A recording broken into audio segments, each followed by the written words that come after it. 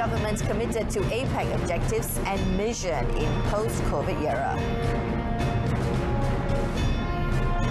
Swedish Finance Minister attempts to form new government.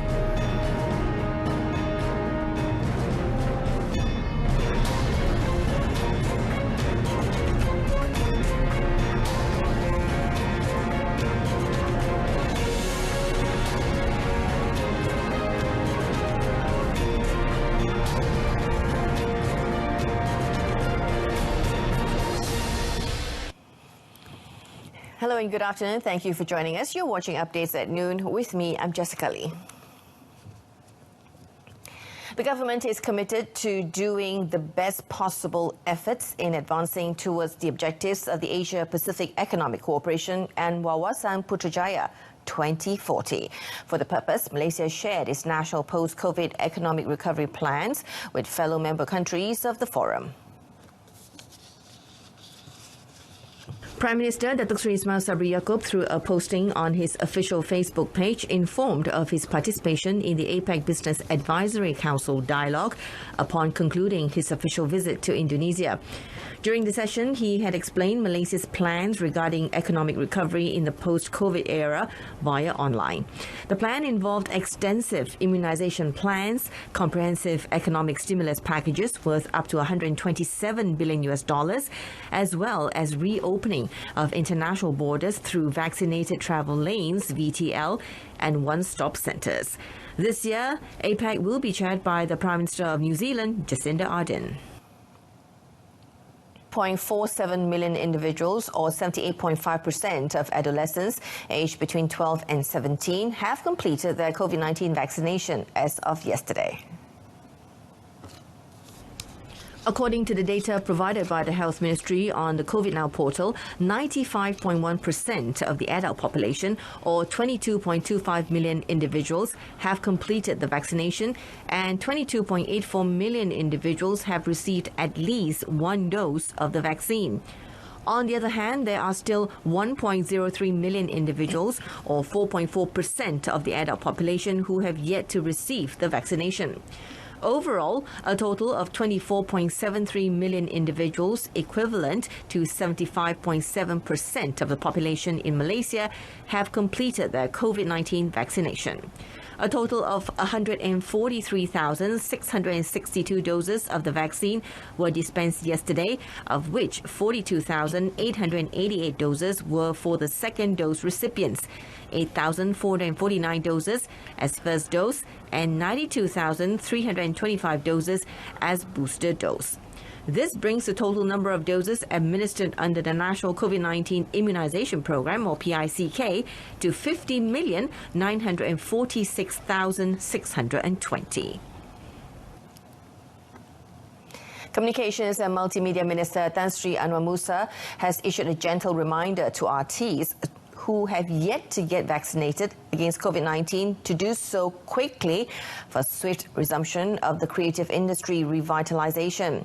Now, without full vaccination, they face a multitude of restrictions for partaking in their jobs, as well as being at risk of serious effects in case of infections. Sebenarnya kelonggaran diberikan hanya kepada mereka yang telah mendapat suntikan. Kalau belum mendapat suntikan, sebenarnya mereka belum boleh untuk melakukan kegiatan mereka. Sedangkan kita nak semua orang dapat kembali semula berkarya dan aktif seperti biasa. Jadi elok semua orang mesti mendapatkan vaksin. Speaking while officiating the Malaysian National Film Development Corporation, or FINA's Malaysian Family Contribution Presentation Ceremony, he said getting vaccinated was part of an effort to protect themselves from COVID-19 and reduce transmission of the virus to others.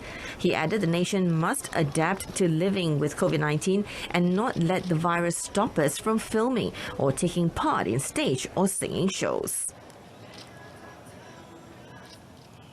The Veterinary Research Institute, or VRI, will be conducting the early clinical trials for the development of the mRNA type of COVID-19 vaccine managed by the government. Agriculture and Food Industry Minister Dr. Ronald Kendi said the trials will be conducted in VRI laboratories after the vaccine has been developed by the Institute for Medical Research, or IMR. Mereka akan buat preclinical study. So, di vaksin akan dibuat oleh MRI dan preclinical study akan dibuat di sini. Preclinical study adalah kajian keberkesanan vaksin. Mereka mempunyai kemudahan yang lengkap, yang sesuai untuk kajian preclinical vaksin yang sedang dibangunkan oleh kerajaan. Datuk Seri Ronald added that VRI, which has laboratory service facilities for the study of the vaccine, is expected to move forward with more findings to benefit all parties and industry players. The government is currently striving to develop the mRNA COVID-19 vaccine through collaborating with the University of Pennsylvania, United States, and the University of Chulalongkorn, Thailand. Now, efforts to empower cooperatives in schools nationwide must be done to provide exposure and encourage entrepreneurship culture among students. Entrepreneurship culture should be cultivated at school levels, and cooperatives are the best platform to instill these skills and values.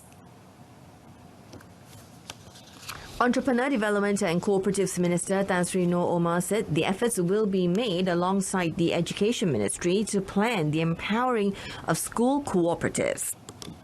Saya akan minta SKM untuk gerakkan kerana hasrat kita untuk melahirkan semangat budaya usahawan ni, budaya usahawanan ni memang sepatutnya bermula daripada sekolah.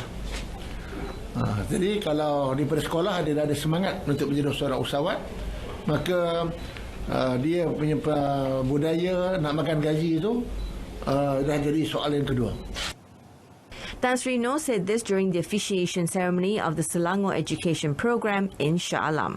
Through the program, the Ministry of Entrepreneur Development and Cooperatives, or MEDAC, through the Bank Rakyat Foundation, sponsored 300,000 ringgit to 10 state education officers for the initiative.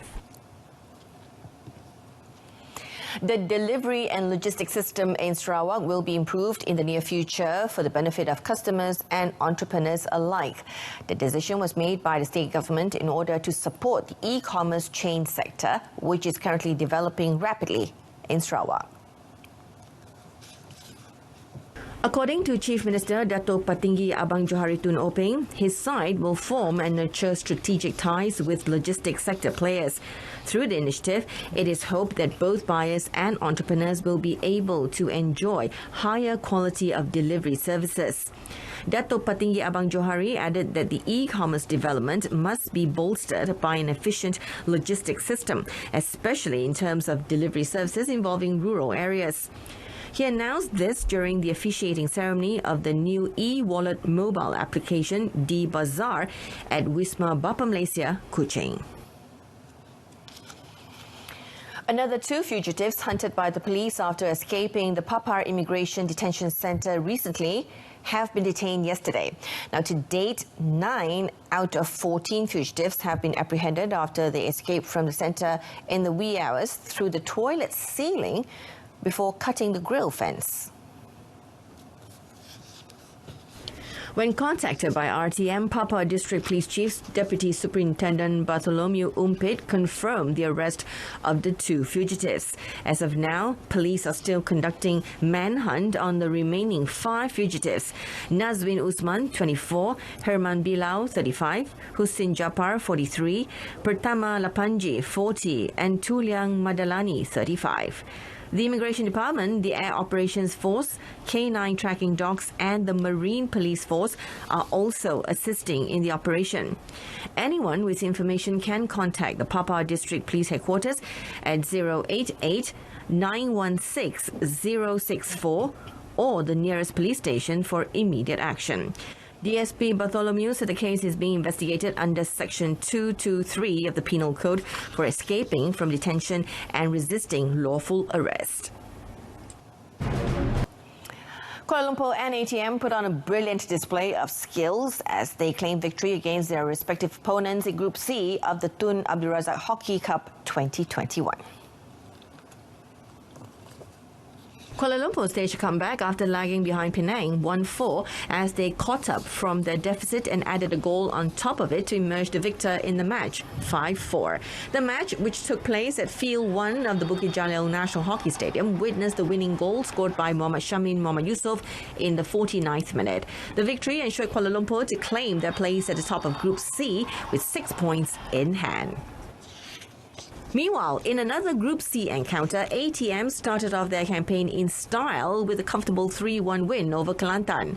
ATM opened up the scoreboard with early goal in the 37th minute through a strike by Muhammad Sufyan Masrum before Kelantan's Muhammad Lukman Fauzi snubbed their joy with an equaliser in the 40th.